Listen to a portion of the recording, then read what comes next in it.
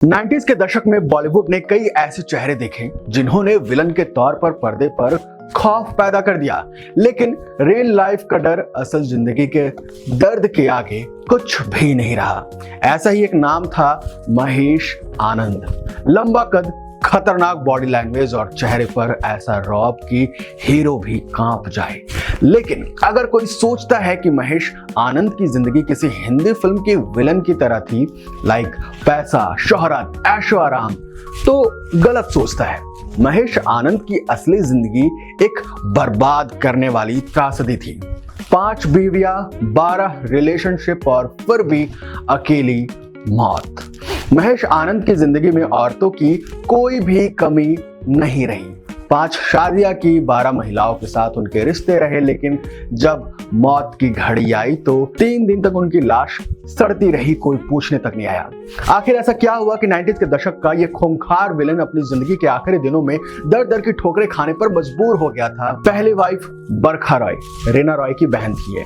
महेश आनंद की पहली शादी एक्ट्रेस रीना रॉय की बहन बरखा रॉय से हुई थी। शुरू में सब कुछ ठीक था, लेकिन जल्द ये शादी तबाही में बदल गई। रिपोर्ट्स के मुताबिक दोनों के झगड़े किसी भयंकर लड़ाई से बिल्कुल भी कम नहीं होते थे। ये शादी ज्यादा दिन नहीं चली और जल्द ही तलाक हो गया।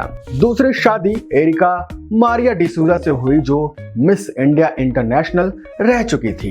इस शादी से उनका एक बेटा भी हुआ था, त्रिशूल आनंद। लेकिन शादी ज्यादा दिन तक नहीं चली और फिर तलाक हो गया। बाद में त्रिशूल ने अपना नाम बदलकर एंथनी वोहरा रख लिया और मां के साथ विदेश में बस गया। थर्ड वाइफ मधु मल्होत्रा, 80s की एक्ट्रेस। महेश आनंद की शादी 80 के दशक की एक्ट्रेस मधु मल्होत्रा से हुई, जिन्होंने कर्ज और सत्ते पे सत्ता जैसे फिल्मों में काम किया था। लेकिन ये शादी भी लंबी नहीं चली और तलाक हो गया। Fourth wife Usha Bachchani, TV actress, कुंडली भाग में भी आपने इनको देखा होगा, लेकिन इनसे भी इनकी शादी ज्यादा दिन तक नहीं चली। 2002 में इनका तलाक हो गया। उषा बच्चानी अब भी टीवी इंडस्ट्री में एक्टिव हैं और बहुत सारे टीवी शोज में नजर आती हैं। 5वीं शादी ऋषि मॉडल लाना से हुई। जब 2019 में महेश आनंद की लाश उनके घर में 3 दिन तक सड़ती रही, तब केवल लाना ही उनकी लाश लेने पहुंची थी। बाकी सब लोग गायब थे। पर्दे पर खौफ था, लेकिन असल जिंदगी बहाली थी। महेश आनंद ने बॉलीवुड में शहंशाह, स्वर्ग, थानेदार, बाजीगर, गुमराह, कुली नंबर 1, विजय पथ जैसे शानदार फिल्मों में काम किया था। उनका लंबा चौड़ा शरीर, दमदार डायलॉग डिलीवरी और खतरनाक लुक्स ने उन्हें बॉलीवुड के सबसे पॉपुलर विलन्स में से एक बनाया था। लेकिन जितना डर उन्होंने स्क्रीन पर बनाया था, उतना ही दर्द उनके असल जीवन पर भारी पड़ा। बेरोजगारी, धोखा और मौत से पहले की बर्बादी।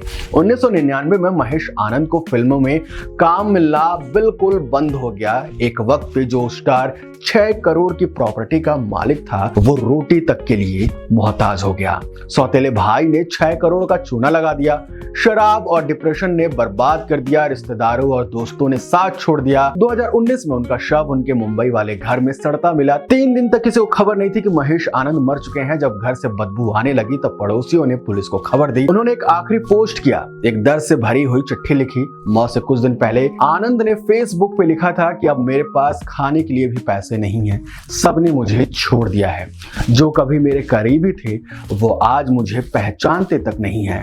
मैंने कभी किसी का बुरा नहीं किया, लेकिन शायद मेरी किस्मत में ही अकेलापन लिखा था। ये पोस्ट पढ़कर लगता है कि महेश आनंद सिर्फ एक विलन नहीं थे, बल्कि बॉलीवुड की एक दर्दनाक दास्तान थे। दोस्तों, स्टारडम कब साथ छोड़ दे कोई नहीं जानता। महेश आनंद का करियर एक सबक है कि बॉलीवुड में कोई भी हमेशा के लिए सुपरस्टार नहीं बना रहता।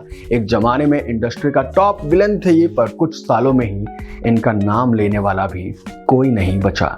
बेशुमार दौलत कमाई, पर जब जरूरत थी तो पानी खरीदने के भी पैसे नहीं थे। 5 बीवियां, 12 औरतों से प्यार, फिर भी अकेलेपन में मौत। महेश आनंद की जिंदगी बताती है कि ग्लैमर वर्ल्ड की चकाचौंध के पीछे कितना अंधेरा छिपा होता है। बॉलीवुड सिर्फ सपनों की नगरी नहीं है, ये उन लोगों का कब्रिस्तान भी है जो अपने करियर के इंटरवल के बाद सेकेंड हाफ नहीं खेल पाते हैं।